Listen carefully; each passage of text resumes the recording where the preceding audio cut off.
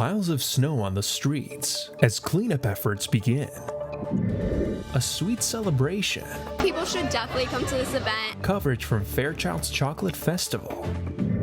And Harmony in Session. Learn a little bit about harmonies, melodies. Students get tips for a musical career. These stories and more coming up on Newsbreak. Hello, South Florida. I'm Anthony Cruz. And I'm Paula Siriñano. Today is Tuesday, January 27th, 2026. Live from the Lee Caplin School of Journalism and Media in North Miami, this is Caplin News. South Florida wakes up in the 50s this morning as the rest of the nation feels the impact of the winter storm.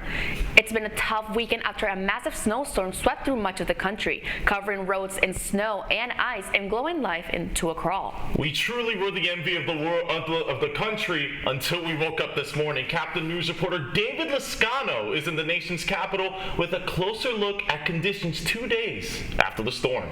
Still a very cold morning here in DC, and the snow keeps on giving no token to anyone. I'm standing in what's at least 5 or 6 inches above the ground, but at least the worst part is over. You can at least see the street, which you couldn't 2 days ago. This entire neighborhood was a complete snowfield, but the situation is much better now. Thanks to the crews that have been out since early, trying to get major roads cleared and push snow back so cars can start moving again. Side streets are still a challenge, and plenty of folks are out digging themselves and their cars out of thick drifts. It's not just DC digging out. In the New England states, towns from Massachusetts to Maine are still buried under heavy snow, with snowplows and salt trucks working around the clock. And up in New York City and the tri-state area, sanitation crews have been treating and plowing streets, tackling nearly a foot or more of snow. In some states, crews are still clearing the roads and battling refreeze hazards, and winter alerts remain in effect as temperatures stay on the low side. From Washington, D.C., David Lascano, Caplin News. At least 15 people have died in the snowstorm. Now recovery efforts are underway. More of our winter storm coverage is our DC Bureau reporter Carolina Alvarez.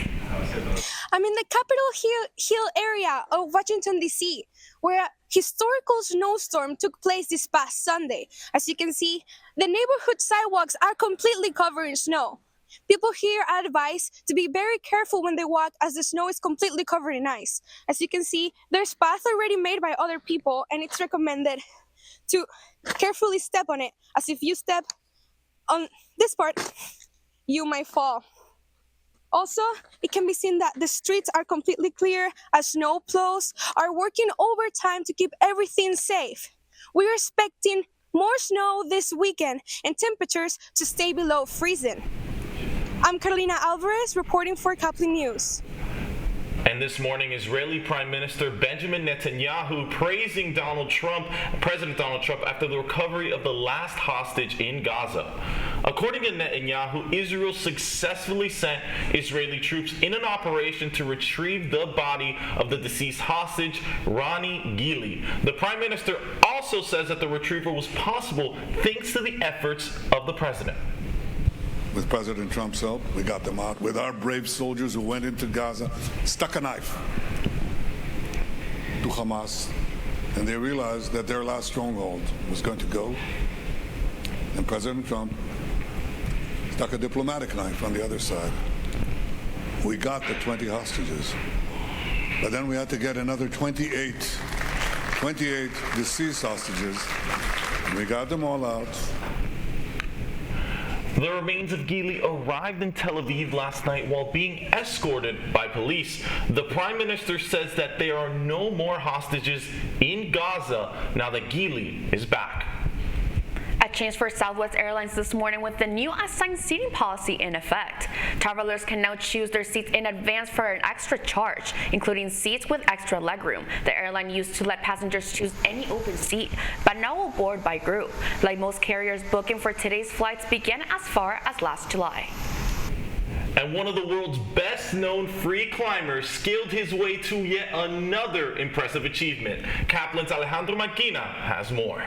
Alex Honnold on top of Taipei 101, over 500 meters, 1,667 feet above the Taiwanese capital. He got there in just over 90 minutes on Sunday, scrabbling up its 101 stories with no rope, no harness, and no net to catch him if he fell. is what's known in the climbing world as free soloing. One wrong move would have sent Hono plunging to his death. The climb streamed live on Netflix in a glossy production, but while millions tuned in, Netflix kept a 10-second delay. If Hono fell, the feat would have cut. In the end, the world's most famous climber completed the anxiety-inducing challenge. He even performed for crowds and cameras along the way.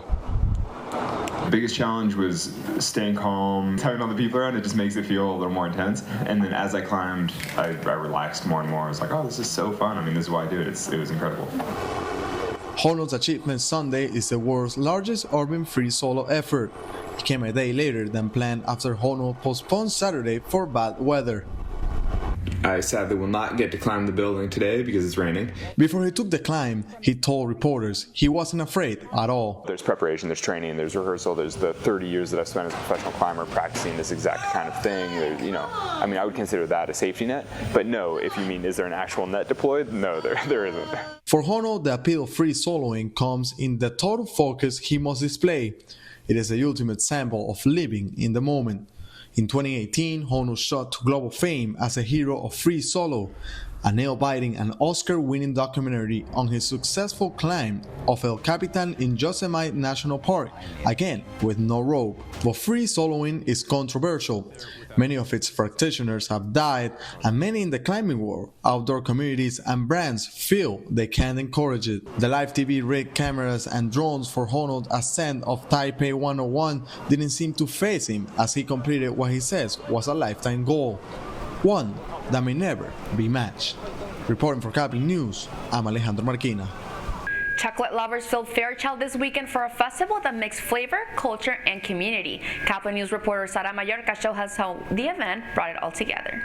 The annual chocolate festival here at Fairchild is turning its garden into a memorable experience for the members of its community, and it's sweeter than you'd expect. The festival gave many opportunities for visitors to experience what this event had to offer, and first-timers were not disappointed. I think that people should definitely come to this event. It has been so much fun and so interactive.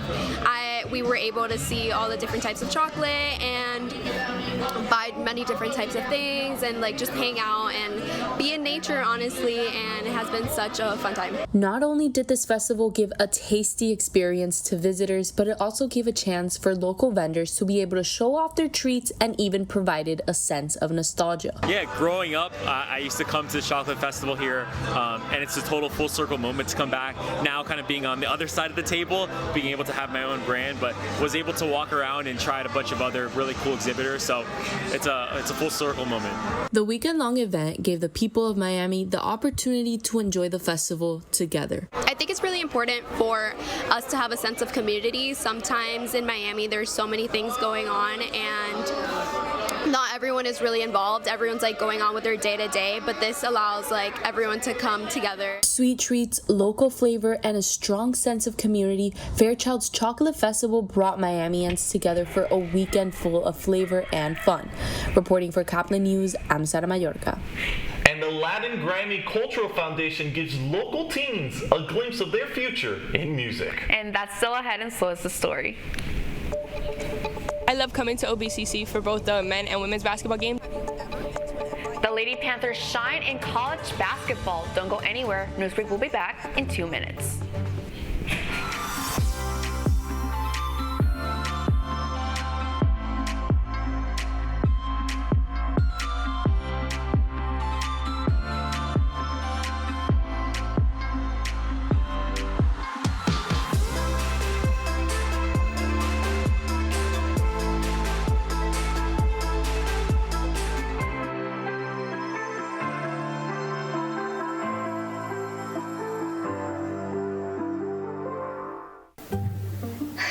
I could really use a new tablet. I just don't have the money.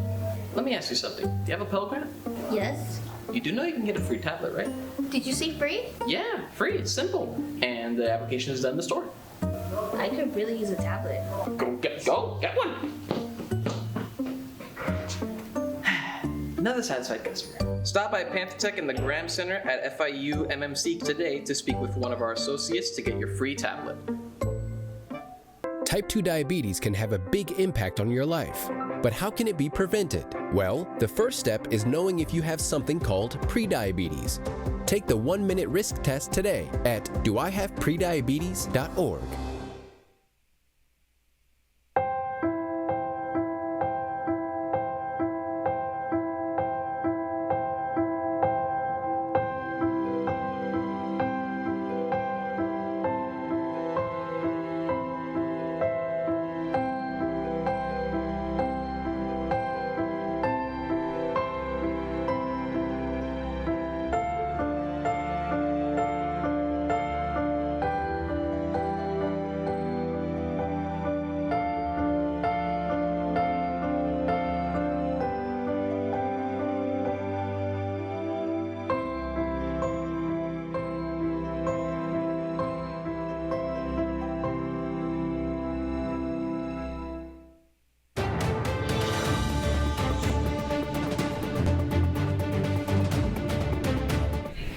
We get an inside look at one of FIU sports teams that's absolutely rolling to start the season. FIU women's basketball team is heating up as the season gets underway. Janisa Reimers has more on the game and what to expect when coming out to one of these matchups. Have you ever been to an FIU women's basketball game? Well, this semester is the perfect time to get in on the action. On Saturday, the Panthers took on La Tech as they battled for the #1 team in Conference USA, and the atmosphere was electric. The Dazzlers, cheerleaders, and the FIU band brought the energy all game long.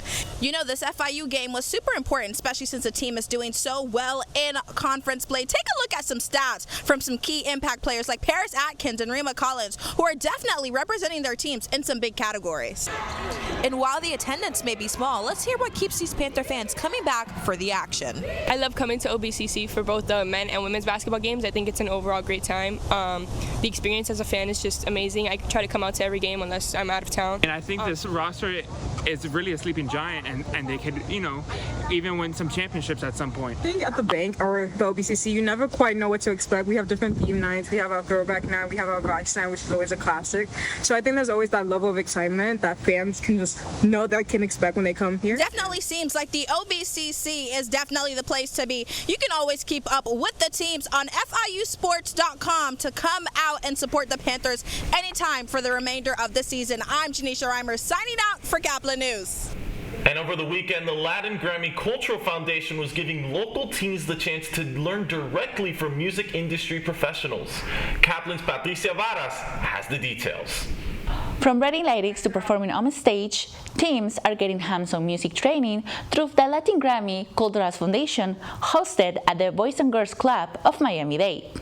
Inside the classroom, participants heard from music industry professionals like Natalia Ramirez, a 3-time Latin Grammy winner who has worked with artists like Fonseca and Alejandro Sanz, sharing key advice for anyone hoping to build a music career. Learn a little bit about harmonies, melodies. It doesn't have to be anything deep. The structure of a song, whose role does what. Nico Gonzalez, a Latin Grammy nominee who has worked closely with Colombian singer Camilo, said inspiration can come anytime, and new AI tools are helping some writers to explore different sounds. For songwriters, it's a really useful tool because I've seen AI take a voice note and then convert it into a sound that sounds produced. So it's a good way of exploring different paths with your songs. And for many young participants, the program was the first look behind the scenes of the music business. I learned a lot about what the behind the scenes about music is and about how music is created. For these teams, it's more than music. It's mentorship, inspiration, and an opportunity to dream bigger than ever before. For Caplin News, I'm Patricia Varas. And that's all the time we have for Newsbreak. I'm Paula Sirignano. And I'm Anthony Cruz, and we have some special guests joining us in the studio from Mast Academy here at FIU.